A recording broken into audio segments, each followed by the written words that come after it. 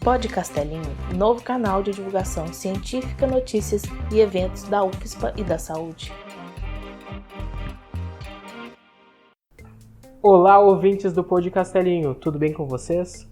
Aqui quem fala é Marcelo, estudante da Biomedicina Noturna, e neste episódio especial trataremos a respeito do coronavírus, com a presença dos professores.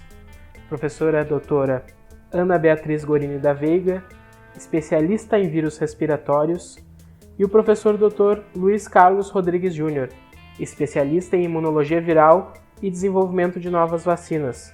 Este episódio falará um pouco a respeito do coronavírus, seu impacto na sociedade, seu impacto a respeito da doença e demais informações que são relevantes, dada esta epidemia que estamos enfrentando a nível global. Muito obrigado por nos escutarem e fiquem agora com o episódio. Tchau, tchau! Olá pessoal, eu sou a Ana Beatriz Gorini da Veiga, professora de Biologia Molecular da Universidade Federal de Ciências da Saúde de Porto Alegre. Faço pesquisas na área de vírus respiratórios, epidemiologia molecular de vírus respiratórios, e tenho trabalhado muito com influenza e agora, nesses últimos tempos, com essa epidemia de coronavírus, eu tenho tido muito contato com o pessoal da Vigilância Epidemiológica do Estado e do Laboratório Central também, que é onde vem sendo feitos, então, todos os testes de diagnóstico dos casos suspeitos aqui do Estado. Bom dia, pessoal. Eu sou Luiz Rodrigues, sou professor de imunologia aqui na Universidade Federal de Ciências da Saúde de Porto Alegre. Trabalho com imunologia de vírus, sou basicamente imunologista, tendo ênfase no desenvolvimento de terapias e análise de linfócitos, desenvolvimento de vacinas. Também coordeno o laboratório de imunovirologia, orientando alunos de graduação, mestrado, doutorado, com pesquisas também na área de imunologia de vírus. E vim aqui para conversar um pouco sobre questões imunológicas, que rodeiam o coronavírus. Bom, o coronavírus é um vírus respiratório. Uma coisa importante a gente lembrar é que existem vários vírus que causam infecção respiratória, que pode ser um simples resfriado ou pode ser uma infecção, uma síndrome respiratória aguda grave com sintomas mais severos, como, por exemplo, que a gente está vendo nos casos mais graves de infecção por coronavírus, quadros de pneumonia. Mas é importante a gente lembrar que a maioria, o que está sendo observado agora na epidemia do coronavírus, é que a maioria dos casos são casos leves ou moderados. A doença se torna mais crítica na população adulta, principalmente adultos acima de 60 anos e principalmente indivíduos com algum outro tipo de comorbidade, ou seja, alguma outra condição de saúde, que pode ser um indivíduo cardiopata, uma pessoa que tenha doença pulmonar obstrutiva crônica, a DPOC, pode ser um indivíduo que seja tabagista, que faça muito uso de álcool, imunodeprimido e outras condições de saúde que vai deixar esse indivíduo mais suscetível a desenvolver sintomas mais graves da doença, uma infecção mais profunda, principalmente acometimento dos pulmões, e aí sim são pacientes que a gente tem que ter um cuidado maior, que tem que ser dada toda uma atenção maior à saúde desse paciente. Bom, o coronavírus é um vírus que causa infecção respiratória. Então, uma coisa importante da gente lembrar é que existem vários vírus que podem causar infecção respiratória em humanos. Tem aqueles vírus mais comuns, o rinovírus, vírus respiratório sincicial, o parainfluenza, metapneumovírus, adenovírus, o vírus influenza, tanto influenza A quanto influenza B, que todos os anos a gente tem epidemias bem sérias de influenza, O influenza é responsável por causar hospitalização e, inclusive, levar a óbito muitas pessoas em todas as regiões geográficas. Também é o vírus mais associado com pandemias respiratórias, como foi o caso da gripe espanhola em 1918, 1919, a pandemia da gripe A em 2009. E agora a gente está vendo, então, um coronavírus causar essa epidemia no final de que começou no final de 2019 e que está entrando aí 2020. É bom a gente lembrar que teve um coronavírus que causou uma epidemia bem grave em 2002, 2003, que foi o SARS, a síndrome aguda respiratória severa, né, grave. E também a gente teve um outro coronavírus do Oriente Médio, que causou uma epidemia também muito grave em 2012. E agora a gente tem um coronavírus muito semelhante àquele coronavírus de 2002, 2003, que, portanto, recebeu esse nome de SARS coronavírus 19 ou SARS-CoV-19. Esse é o nome do vírus. A doença por ele causada recebeu o nome de Covid-19, que é a doença causada por coronavírus de 2019. Então, o coronavírus ele é um vírus que é encontrado em outros animais, né, não humanos, como, por exemplo, morcegos, alguns roedores, alguns outros mamíferos. E pelo fato dos mercados chineses terem uma tradição de vender animais para consumo da carne, né, animais de diferentes espécies. Então a gente vê lá aqueles mercados em que o pessoal vende morcego, porco, roedores, aves, esses animais todos muito misturados. É comum haver a transmissão de vírus para seres humanos nesses ambientes. Então, por exemplo, alguns vírus influenza que causam a gripe aviária, né, que é um tipo de gripe mais grave. Pode ocorrer naturalmente, né, a transmissão de uma ave para o ser humano nesses ambientes em que existe um contato muito próximo. E é provavelmente o que aconteceu agora, no final de 2019, com esse novo coronavírus. E por que esse vírus, de uma hora para outra, passa a infectar um ser humano? Porque esses vírus eles sofrem mutações, né, por serem vírus de RNA, cujo material genético é o RNA. A taxa de mutação é bem mais alta do que de outros vírus. E se uma mutação ocorrer numa proteína viral que torna esse vírus mais adaptado para uma célula do ser humano, ele vai infectar o ser humano, podendo ou não causar uma doença. No caso do coronavírus, está causando essa doença, né, que é a Covid-19. O vírus tem uma afinidade muito grande por células do epitélio respiratório, tanto superior quanto inferior. Portanto, além de ser altamente contagioso, transmissível entre os seres humanos, ele também é capaz de infectar células do trato respiratório inferior. Em outras palavras, ele tem afinidade por células pulmonares, dessa forma infectando as células pulmonares e causando uma série de reações inflamatórias nessas células, que é o que o professor Luiz vai explicar um pouco agora, causando o quadro, os sintomas que são observados. Então, como a professora Ana comentou agora, o coronavírus ele é um vírus que acontece em várias espécies, né? A gente tem coronavírus em aves, acontecendo em aves, a gente tem coronavírus acontecendo em morcegos, a gente tem coronavírus acontecendo em répteis. E em algum momento ele passa para o homem. Uma característica importante dos coronavírus, que é compartilhada entre eles, é que eles causam uma situação inflamatória na pessoa, né? O trato respiratório do paciente que tem coronavírus, num caso mais grave, ele tem um processo inflamatório muito intenso, que se relaciona com toda a questão do SARS. Uma outra característica bastante importante nesse coronavírus, em que a gente já deve prestar atenção nessa epidemia, é o tempo em que o vírus permanece quase que assintomático no paciente. Só que o vírus está ali, né? E ele é transmissível, né, durante essa fase. Agora, a pergunta é por que esse vírus, comparado a outros vírus como influenza, por exemplo, ele fica tanto tempo, esse tempo assintomático, e que aumenta o número de casos, ou pode aumentar a transmissibilidade. É que no nosso sistema imunológico, na nossa proteção, a gente tem dois momentos.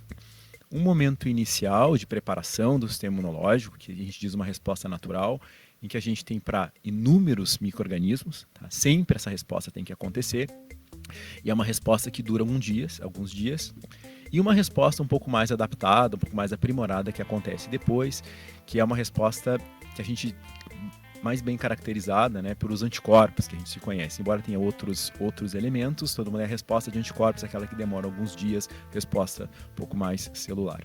Então, o que acontece? Esse vírus coronavírus, de alguma forma, algum mecanismo celular, ele segura essa resposta. No momento em que ele segura essa resposta, o sistema imunológico, a nossa proteção, não consegue lançar mecanismos específicos contra ele. Tá? Então, o vírus está ali, está se replicando, está infectando, a pessoa está bem e aumentando essa carga viral. E nesse período ele vai podendo ser transmitido. Só que chega um momento, é claro, que o sistema imunológico ele tem que reagir. E ele começa a reagir. E esse processo de reação do sistema imunológico nesse momento é um processo de reação bastante intenso, no qual ele causa um quadro inflamatório muito forte. É como se segurasse e naquele momento largasse aquele processo inflamatório. E aquele processo inflamatório é bem localizado no pulmão, e o paciente, as pessoas que têm algumas características específicas, como por exemplo cardiopatas, idosos, pacientes com pessoas que têm algum tipo de imunodeficiência, elas sofrem mais com isso, podendo levar a óbito por causa dessa situação. Então esse processo de segurar, em que a gente tem esse período assintomático, ele contribui muito para o aumento da epidemiológico do vírus, aumento do número de casos do vírus, né? E é uma característica bem mecanística, uma característica bem de resposta do sistema imunológico à presença do vírus. Bom, então a Covid-19, que é a doença causada pelo coronavírus, ela pode causar desde sintomas muito leves, muitas vezes a pessoa até mesmo não tem sintoma nenhum, tem um quadro assintomático, ou tem aquele sintoma de um resfriado, um pouquinho de dor de cabeça, mal e mal tem uma febre. Mas também pode desenvolver um quadro moderado até mesmo grave, principalmente se o indivíduo tiver uma idade acima de 60 anos e ou uma comorbidade, uma condição de saúde que vai deixá-lo mais propenso a desenvolver sintomas mais severos. Que indivíduos são esses? Indivíduos com algum risco cardiovascular, com alguma cardiopatia, indivíduos com diabetes ou com alguma doença pulmonar crônica. Também é bom lembrar que indivíduos que fumam ou que fazem muito uso de bebida alcoólica, também podem desenvolver sintomas mais severos, e também aqueles indivíduos com o sistema imune comprometido, né, imunodeprimidos. Bom, a epidemia de Covid-19, né, ela é uma epidemia bastante intensa, ela é uma epidemia séria, como qualquer epidemia de vírus respiratório. Tá? Entretanto, muitas pessoas que se infectam, elas têm um quadro benigno dessa epidemia. Né? Bom, a epidemia de Covid-19, ela é uma epidemia séria. Tá? Ela é uma epidemia séria porque muitas pessoas estão sendo infectadas, ele é um vírus novo, nós não temos uma proteção prévia para esse vírus, não existe vacina para esse vírus, como muitos dos vírus a gente não tem, ainda não temos vacina, as vacinas demoram para serem produzidas, tá? E a gente tem esses grupos de risco, e essa proteção que a gente tem que fazer durante a epidemia, se proteger para não se infectar com o vírus, ela não está somente relacionada à nossa proteção para a gente não desenvolver o Covid, mas para as pessoas que são grupo de risco. No momento em que eu me infecto e eu tenho algum tipo de sintoma brando ou assintomático, mesmo eu tendo esses sintomas brando ou assintomático, eu sou o transmissor desse vírus. E se a gente observar, quem não tem uma avó de 70 anos por perto, quem não tem uma pessoa com algum problema diabético, algum uso de algum tipo de medicamento que diminua a imunidade, quem não tem alguém numa situação de risco. Então, no momento que a gente se protege para não se contaminar com o coronavírus, a gente automaticamente estamos nos protegendo as pessoas que estão mais próximas, que algumas vezes podem ser grupo de risco, e também contribuindo para a redução do quadro epidemiológico mundial. Outra coisa importante a gente lembrar, principalmente aqui na região sul do país, é que a nossa estação de infecções respiratórias, que geralmente começa em maio, junho, ela nem começou ainda. Então, o coronavírus vai ser mais um vírus que a gente vai ter infectando muitas pessoas agora neste ano. Então, todos os anos a gente já tem um número significativo de hospitalizações por influenza, por vírus respiratório sincicial, principalmente em pacientes pediátricos e idosos. E agora o coronavírus vai ser mais um vírus que vai levar à hospitalização de muitas pessoas. Então, quanto menos pessoas ficarem doentes por coronavírus ou pelo influenza, por exemplo, e por isso que é importante a campanha de vacinação e que todos se vacinem contra a gripe influenza, agora a campanha começa já no final de março, é importante por isso, porque com isso a gente vai ter uma redução no número de hospitalizações por influenza, deixando mais leitos disponíveis para os casos de coronavírus que certamente teremos. Muitas pessoas comentam, mas é inevitável, não adianta deixar de cumprimentar com um beijinho, não adianta evitar tomar essas medidas, porque o coronavírus vai chegar aqui. Sim, vai chegar, mas uma coisa é nós termos 1.000 casos ao longo de um mês ou de 2 meses.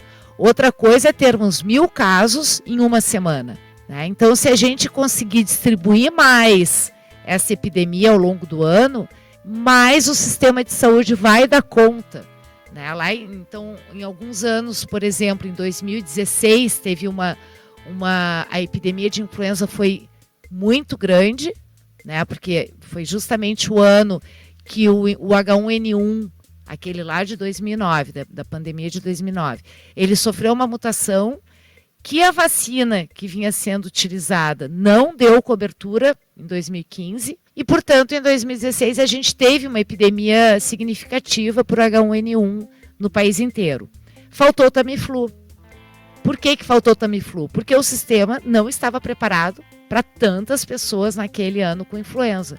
Então, da mesma forma agora, o nosso sistema de saúde não está preparado para um número muito grande de hospitalizações, né, além das que a gente já tem por outras causas. Então, é por isso que a gente tem que pensar não no risco que eu estou correndo, mas no risco que a sociedade está correndo, né? Até mesmo porque, mas aí o sistema dá conta da internação de todos os pacientes com coronavírus. Sim, mas e os pacientes que têm outras doenças, né? Que são acometidos por outras doenças, sejam crônicas ou agudas. Então, é isso que a gente tem que ter em mente. Sobre medidas a serem tomadas. Eu tenho que usar máscara. Tenho que comprar máscara e tenho que usar máscara onde eu sair na rua. Não. Quais são os indivíduos que devem fazer uso de máscara? O indivíduo que tiver com algum sintoma de infecção respiratória e os indivíduos que estiverem cuidando de pacientes com sintomas de infecção respiratória. Então, por exemplo, se eu estou com sintomas, a primeira coisa que eu devo fazer, ficar em casa, colocar uma máscara, entrar em contato com um profissional da saúde. A Vigilância Epidemiológica do Estado está disponibilizando profissionais para irem nas residências, fazerem coleta de amostra dos pacientes. Então, portanto, se eu ficar em casa, os meus familiares devem usar máscara, tanto eu quanto os familiares, e os profissionais que estão atendendo os indivíduos, sejam nas suas residências ou nos hospitais, também devem fazer uso de máscara. Portanto, não tem por que eu, que estou com a saúde em dia, que estou indo trabalhar, seja a pé, de ônibus ou de carro, ficar andando de máscara na rua. Não tem porquê.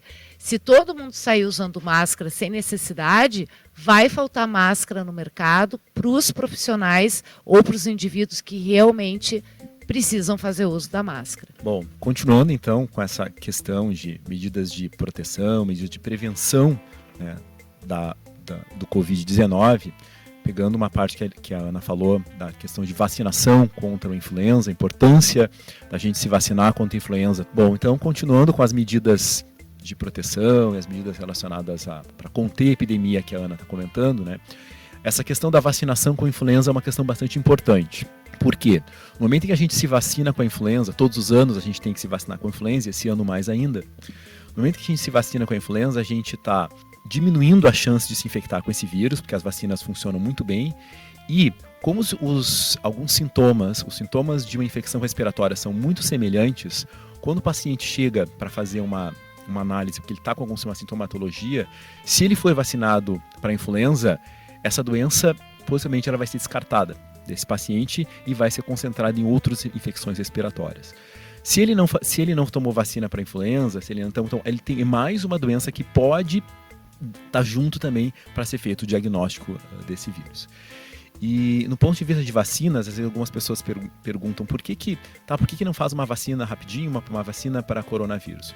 O processo de desenvolvimento de uma vacina é bastante demorado. Ele tem várias etapas, né?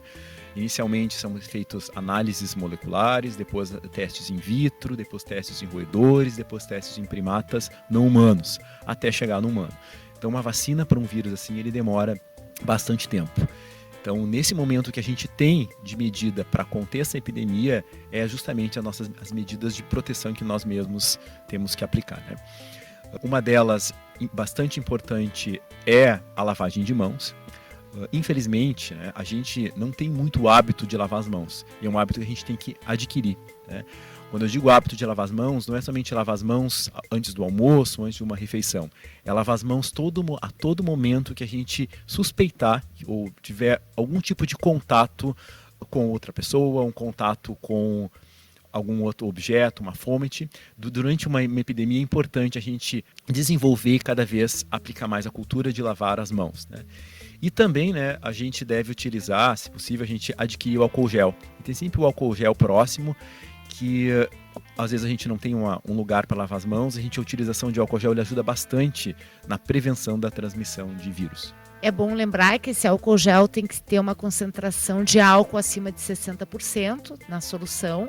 Pelo fato do coronavírus ser um vírus respiratório, o indivíduo que está infectado, ele vai estar com aquele vírus presente na saliva, nas suas secreções, né? E cada vez que ele fala ou que ele bota a mão na boca, por exemplo, ele aumenta a chance de transmitir aquele vírus para o meio ambiente e diretamente ou indiretamente para outra pessoa.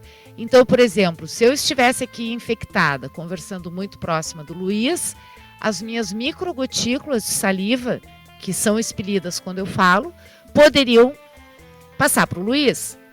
Ele pode ou não ficar infectado e ficar doente com aquele coronavírus.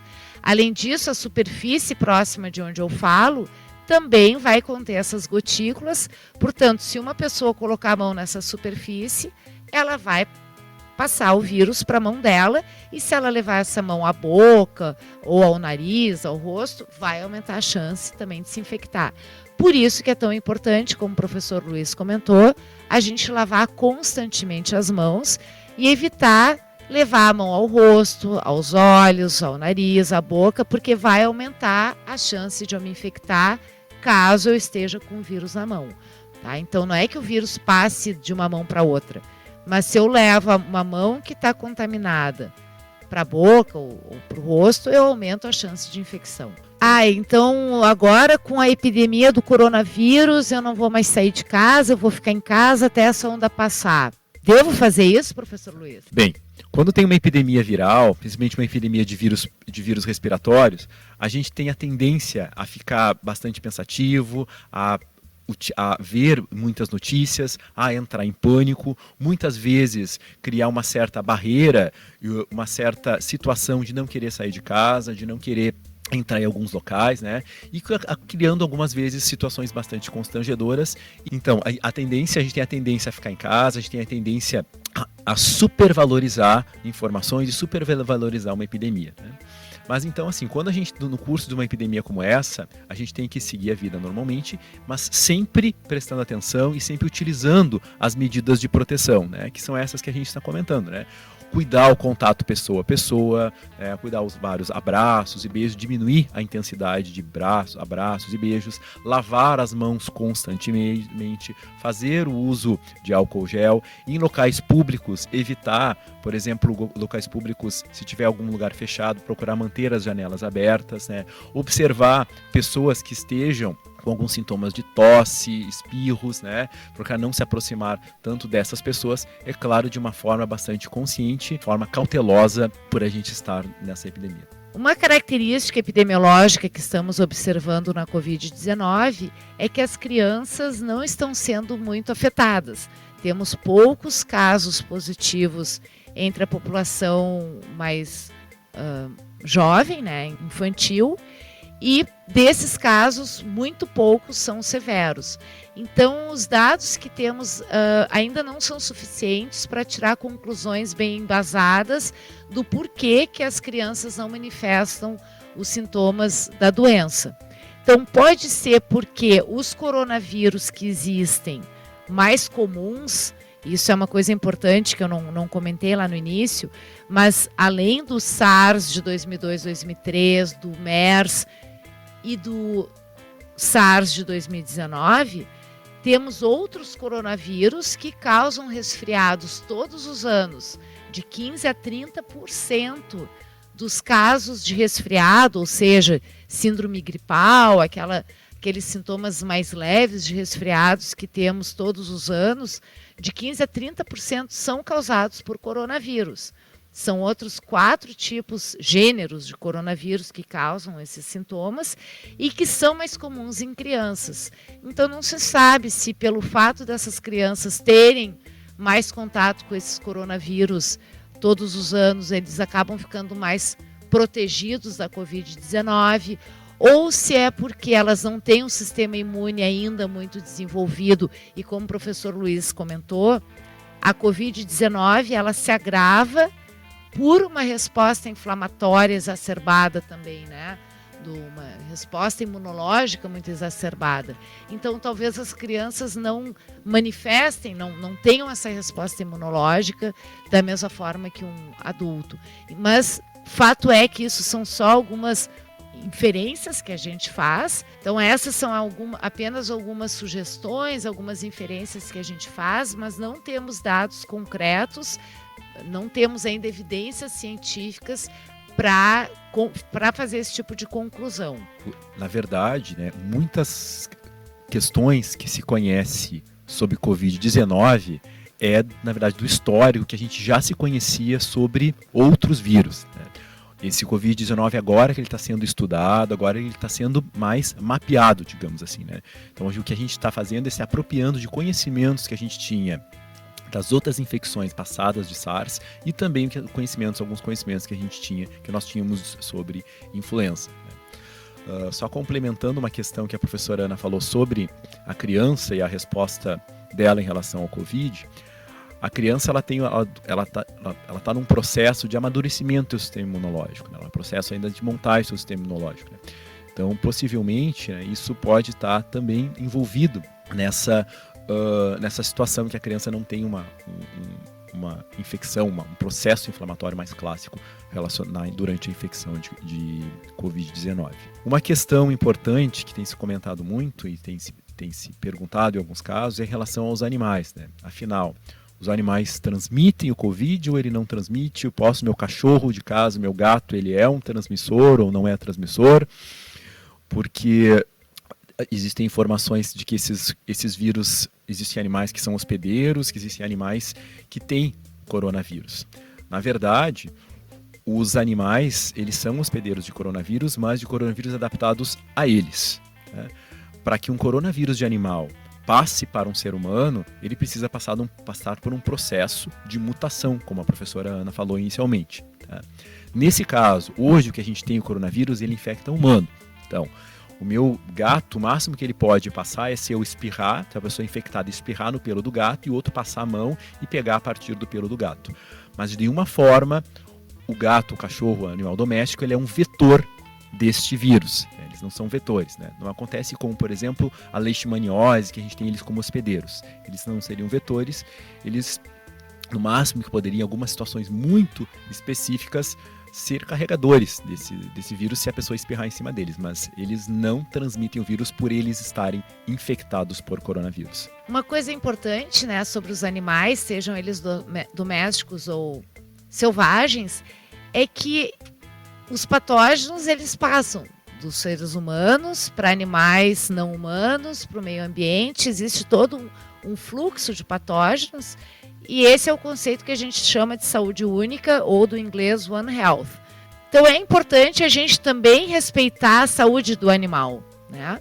Então, se eu estou doente, eu devo evitar um contato com o animal, até mesmo para evitar o animal de ficar doente. Apesar, o professor Luiz comentou, né? O meu gato, o meu cachorro, ele não está me transmitindo um coronavírus, mas a gente não sabe se o animal, de repente, não vai ficar doente, né? Como é um vírus novo, a gente não tem muito como saber. Então, seja coronavírus ou qualquer outra doença que eu esteja manifestando, qualquer outro sintoma, eu tenho que respeitar a saúde do meu animal de estimação. Então, o melhor a fazer é a gente, assim como se eu estiver doente, eu não vou ficar muito próximo de um familiar meu para esse familiar não ficar doente, eu também não vou ficar muito próximo do meu animal de estimação para o animal não ficar doente, nem carregar, talvez, no pelo, né, aquele patógeno para um outro indivíduo. É verdade que o coronavírus foi transmitido porque alguns chineses tomaram uma sopa de morcego que tinha coronavírus, professor Luiz? Certamente não, né? Certamente a sopa de morcego, acredito que deve ser uma iguaria da China, né? Mas o vírus não é transmitido dessa forma, né?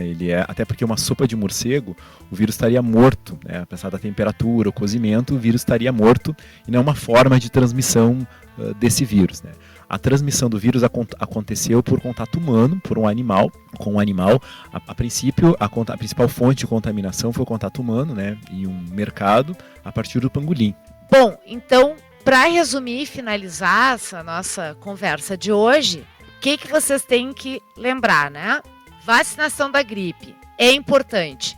Não vai proteger contra o coronavírus, mas vai proteger contra o vírus influenza. Ela deve ser tomada todos os anos, né? A vacinação contra a gripe influenza. Então, para encerrar essa nossa conversa de hoje, vamos resumir aqui quais são as principais mensagens que os ouvintes têm que levar para casa. O coronavírus é uma epidemia importante, mas não precisa entrar em pânico, né? Medidas simples podem reduzir significativamente o risco da pessoa se infectar. Que medidas são essas? Lavar frequentemente as mãos com água e sabão e com álcool gel acima de 60%. Se apresentar qualquer sintoma de uma infecção respiratória, seja uma tosse, espirros, dor de cabeça, pode ou não estar acompanhado por febre, entrar em contato com um profissional de saúde, principalmente da vigilância epidemiológica, da Secretaria Municipal ou Estadual de Saúde, ficar em casa se tiver esses sintomas, se vacinar contra a gripe, né, a gripe causada pela influenza. Então, lembrando, a vacina não protege contra o coronavírus, mas é extremamente importante, porque vai contribuir para a saúde individual contra o vírus influenza e, consequentemente, contribuir para o sistema todo de saúde. Uma questão importante também, que a população deve ficar atenta, é em relação às informações que são disponibilizadas em relação ao coronavírus. Tá? Em relação a outros vírus, mas nesse caso, principalmente atualmente, em relação ao coronavírus, né? A gente sempre tem que estar sempre atualizado em relação às informações, mas informações de fontes oficiais. Tá? Fontes oficiais, eu estou me referindo à Secretaria da Saúde, ao Ministério da Saúde, em alguns casos, quem tem mais acesso, à Organização Mundial de Saúde, né? E essas informações, eu me refiro aos levantamentos epidemiológicos, as formas de transmissão e as formas de proteção contra esse vírus, né? Porque as informações, muitas vezes, elas podem ser manipuladas ou podem ser mal interpretadas e causar um aumento do pânico relacionado à epidemia. Então, não confiem nas mensagens de WhatsApp, nas postagens de Facebook ou nas conversas que se ouve na rua.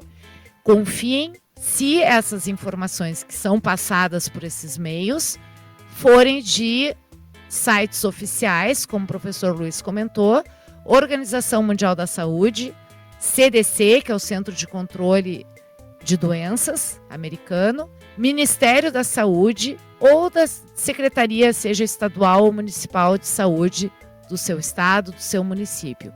Essas certamente serão fontes confiáveis de informação.